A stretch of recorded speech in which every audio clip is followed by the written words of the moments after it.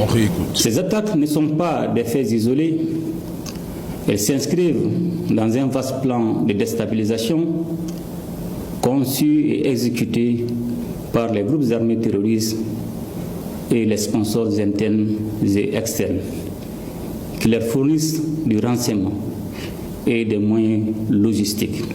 Et je vous exhorte aussi à ne pas céder aux rumeurs, aux messages d'affolement ni aux manipulations. Par ces temps qui courent, la désinformation peut devenir une arme au service des terroristes. La synergie d'action au sein de la Confédération des États du Sahel, dont la force unifiée œuvre sans relâche à la pacification de notre espace.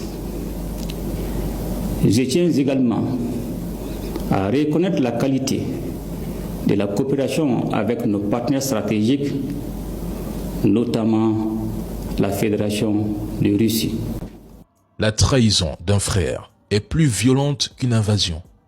Rien de tout cela n'aurait été possible sans des complicités internes. Pendant que certains passent leur temps à critiquer le général Assimi Goïta, il existe aussi des traîtres prêts à vendre leur pays pour remplir leurs poches. Des Maliens participent activement aux opérations terreau contre leur propre nation. C'est incroyable. À cause de leurs actes, des innocents perdent la vie. Et ce sont pourtant les mêmes qui prétendent vouloir sauver le Mali.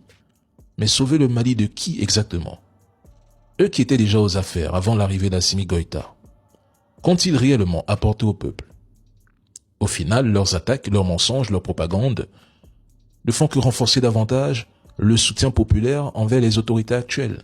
Vous pensez vraiment que tous ceux qui réclament le départ d'Assimi Goïta aiment sincèrement le Mali?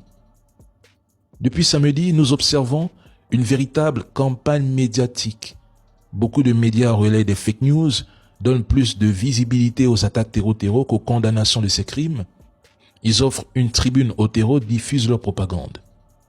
Depuis plusieurs jours, ils répètent que la Russie aurait fui le Mali. Pourtant aujourd'hui, cette même Russie affirme participer activement aux opérations aux côtés des forces maliennes et explique qu'il s'agissait simplement d'un repli tactique. C'est une stratégie militaire logique dans certaines situations.